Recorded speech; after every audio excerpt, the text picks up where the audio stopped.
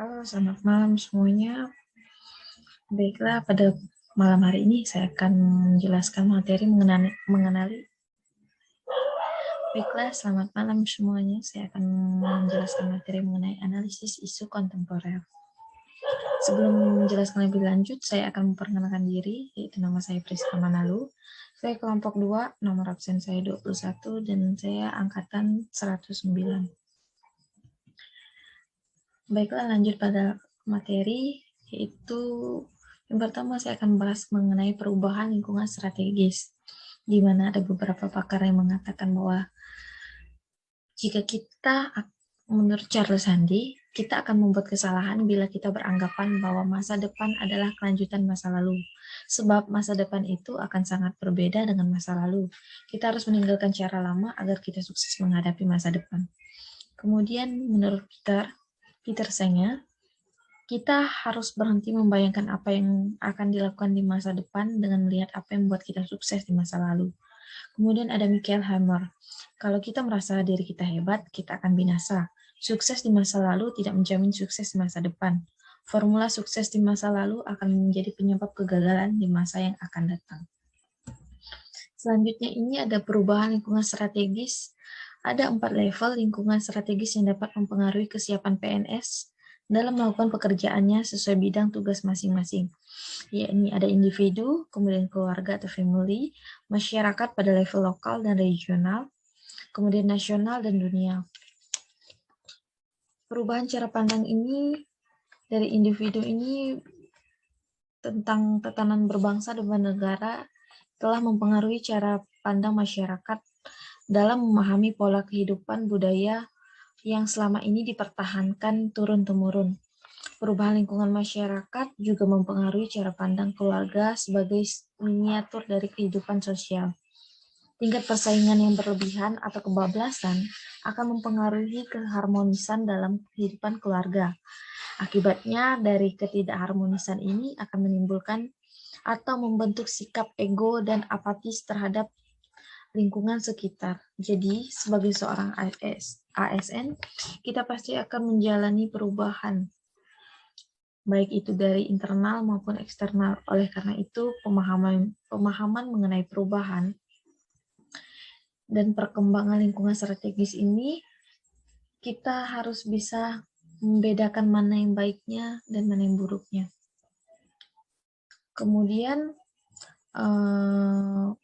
oleh karena itu, pemahaman perubahan dan perkembangan lingkungan strategis pada tatanan makro merupakan faktor utama yang akan menambah wawasan PNS. Wawasan tersebut melingkupi pemahaman terhadap globalisasi, demokrasi, desentralisasi, dan daya saing nasional. Baiklah, kemudian ada modal insani. Modal insani dalam menghadapi perubahan lingkungan strategis menurut Ancuk pada 2002. Yang pertama itu ada modal intelektual. Modal intelektual ini, yang kedua, modal intelektual itu pada dasarnya manusia memiliki sifat dasar curiosity, proaktif dan inovatif yang dapat dikembangkan untuk mengelola setiap perubahan lingkungan strategis yang cepat berubah. Kemudian ada modal emosional, yaitu menggambarkan kemampuan manusia untuk mengenal dan mengelola emosi diri sendiri, serta memahami emosi orang lain, agar dia dapat mengambil tindakan yang sesuai dalam berinteraksi dengan orang lain. Kemudian ada modal sosial. Modal sosial ini jaringan kerjasama di antara warga masyarakat yang memfasilitasi pencarian solusi dari permasalahan yang dihadapi mereka. Modal sosial ditujukan untuk menumbuhkan kembali jejaring kerjasama dan hubungan interpersonal yang mendukung kesuksesan. Kemudian ada modal ketabahan. Konsep modal ketabahan berasal dari Paul G. Stoltz. Ketabahan adalah modal untuk sukses dalam kehidupan, baik dalam kehidupan pribadi maupun kehidupan sebuah organisasi birokrasi. Berdasarkan perumpamaan pada para pendaki gunung, Stoltz membedakan 3 tipe manusia, yaitu quitter, compare, dan climber. Selanjutnya itu ada modal etika. atau moral, itu kecerdasan moral sebagaimana kapasitas mental yang menentukan prinsip-prinsip universal kemanusiaan harus diterapkan ke dalam tata nilai, tujuan, dan tindakan kita, atau dengan kata lain adalah kemampuan membedakan benar dan salah. Kemudian ada modal kesehatan. Tolok ukur kesehatan adalah bebas dari penyakit, dan tolok ukur kekuatan fisik adalah tenaga, daya tahan, kekuatan, kecepatan, ketepatan, kelincahan, koordinasi, dan keseimbangan. Selanjutnya ini ada beberapa isu-isu strategis kontemporer. Yang pertama itu ada korupsi, di mana korupsi ini menjadi suatu isu yang sudah sangat-sangat sering kita dengar di negara kita ini.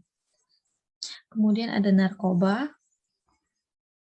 kemudian terorisme, money laundering atau pencucian uang, proxy war, dan cybercrime.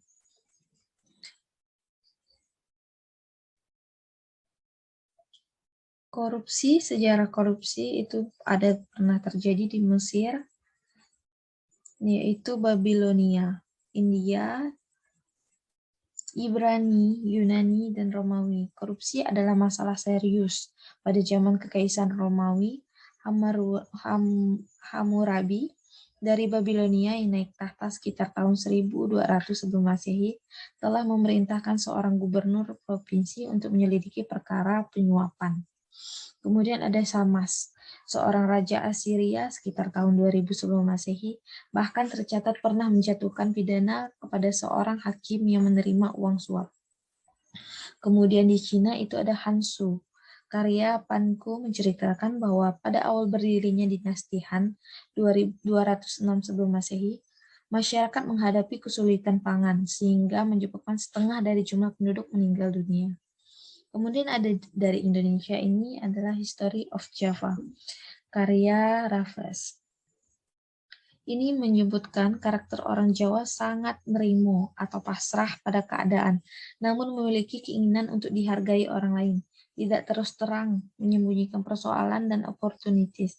Bangsawan Jawa gemar menumpuk harta dan memelihara abdi dalam hanya untuk kepuasan, selalu bersikap manis untuk menarik simpati raja atau sultan. Perilaku tersebut menjadi embrio lahirnya generasi oportunis yang pada akhirnya juga memiliki potensi jiwa yang korup. Kemudian untuk cybercrime ini lebih juga baru-baru ini kita dengar mengenai pembobolan data dari nasabah Bank BRI. Ini jadi walaupun kita dijamin kalau data kita ini aman, padahal tidak menutupi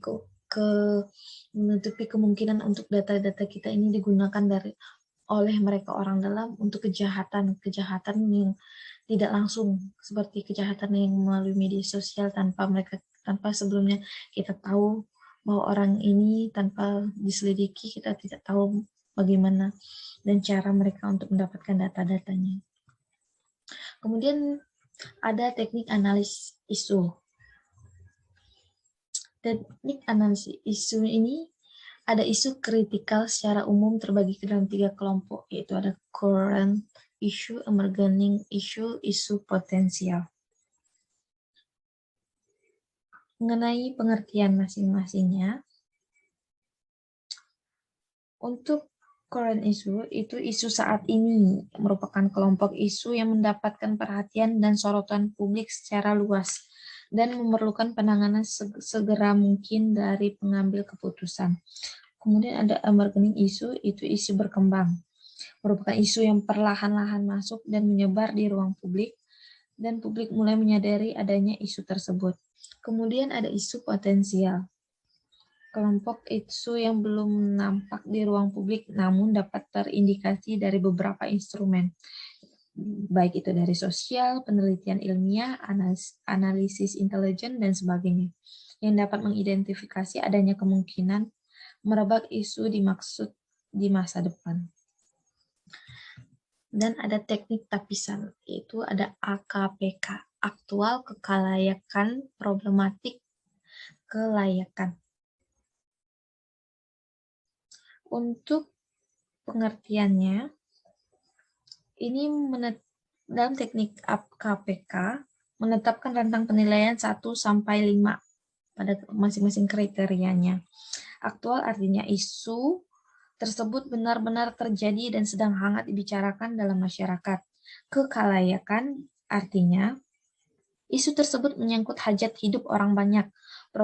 Problematik itu artinya isu tersebut memiliki dimensi masalah yang kompleks, sehingga perlu dicarikan segera solusi secara komprehensif. Kemudian kelayakan artinya isu tersebut masuk akal, realistis, relevan, dan dapat dimunculkan inisiatif pemecahan masalahnya. Kemudian teknik yang keduanya itu ada USG, urgency, seriousness, dan growth.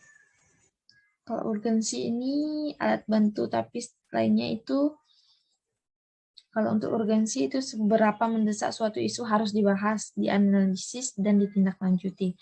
Kemudian seriousness ini seberapa serius suatu isu tersebut dibahas, dikaitkan dengan akibat yang akan ditimbulkan. Kemudian growth, seberapa besar kemungkinan memburuknya isu tersebut jika tidak ditangani segera. Baiklah, sekian presentasi saya mengenai isu-isu kontemporer. Selamat malam, terima kasih.